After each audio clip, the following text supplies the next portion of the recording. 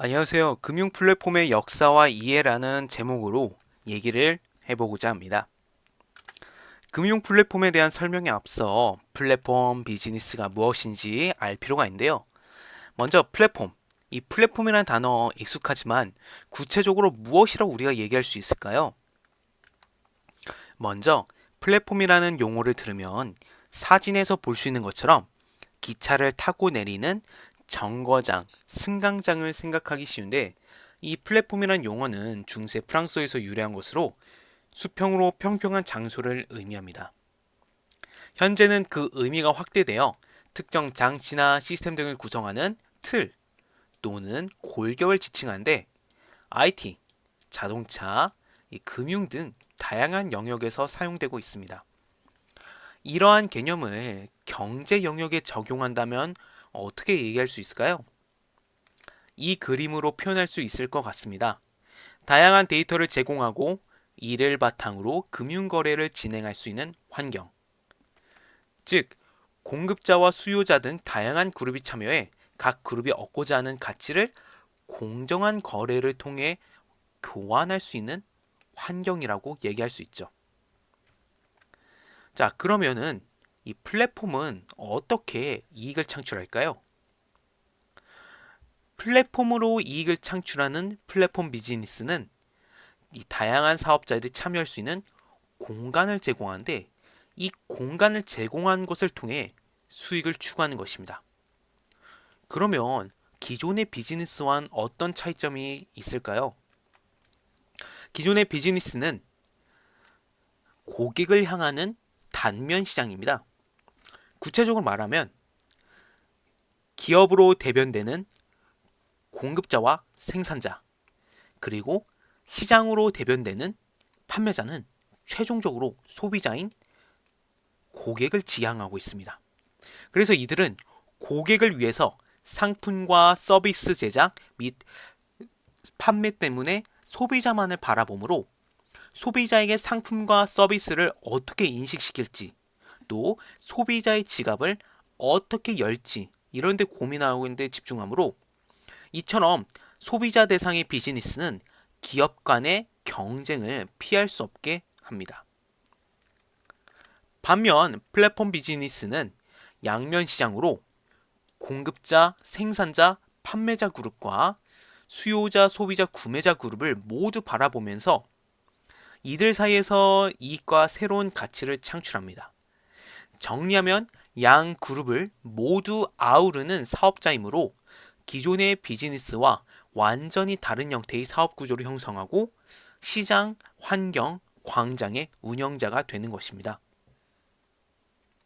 어떤 영역에서 플랫폼 비즈니스 모델이 성립될까요?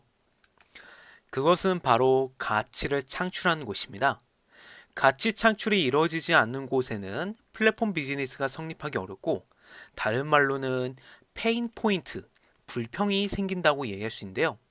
양면 시장 참여들 사이에 무언가 불평이 있고 그 불평을 해결해 준다면 플랫폼 비즈니스가 구축될 수 있는 자격을 갖추게 됩니다.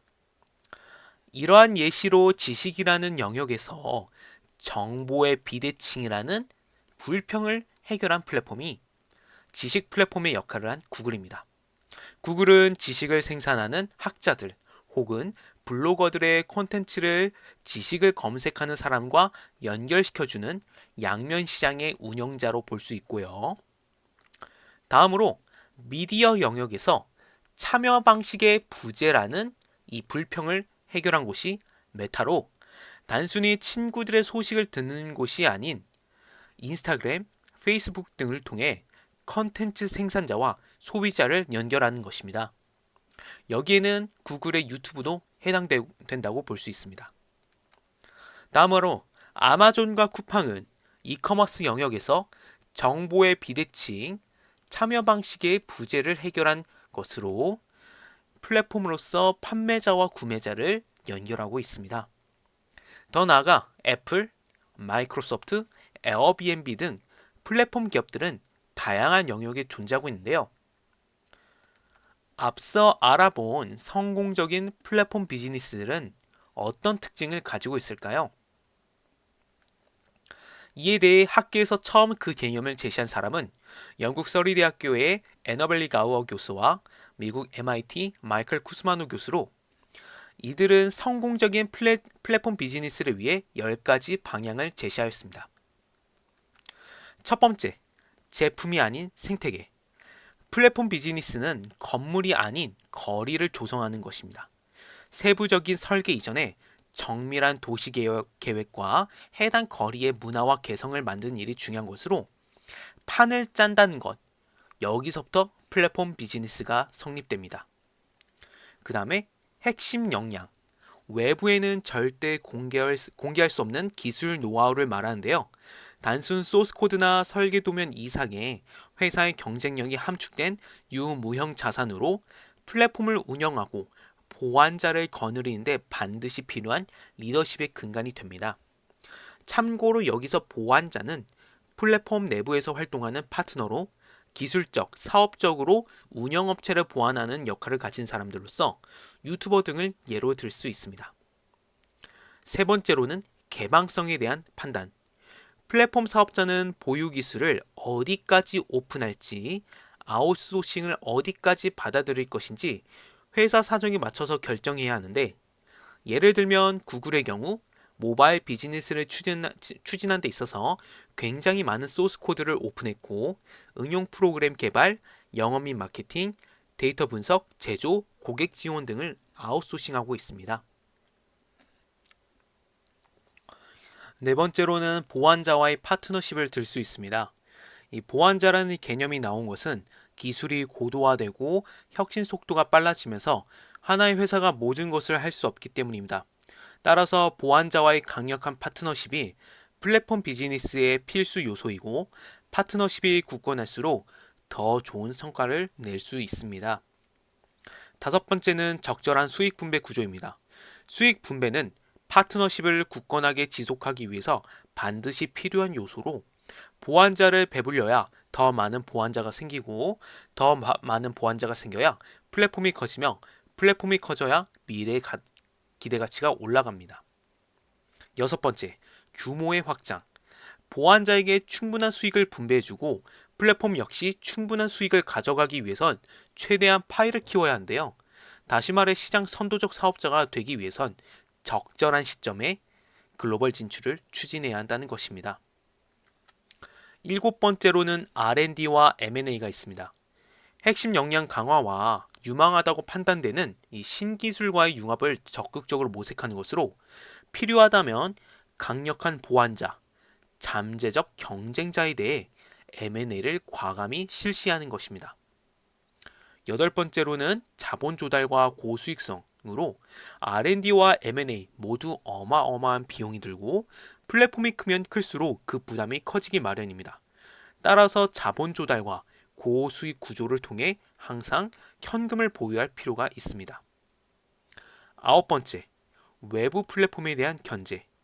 시간이 흐르면 하나의 시장에는 하나의 기업만이 독과점 형태로 존재하는데요. 그리고 영역 구분 없이 플랫폼 간의 전쟁이 일어납니다. 따라서 플랫폼 사업자가 리더십을 유지하기 위해 다양한 방식으로 경쟁자를 압박해야 할 필요가 있습니다.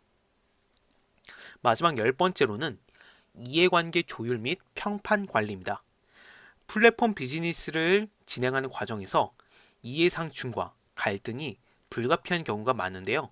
특히 플랫폼이 보완자를 착취하는 형태라면 법적 분쟁 및 규제, 또 경쟁 플랫폼으로의 이탈로 위기를 맞을 가능성이 큽니다.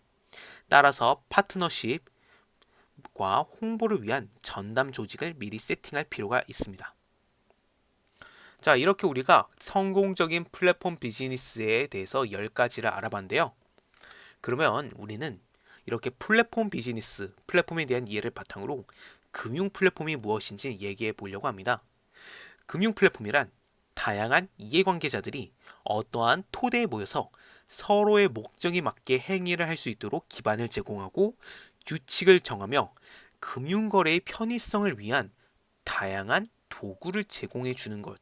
이걸로 우리가 얘기할 수 있는데요. 자, 그러면 우리가 다음에는 금융 플랫폼을 구성하는 기업에 무엇이 있을지 알아보도록 하겠습니다.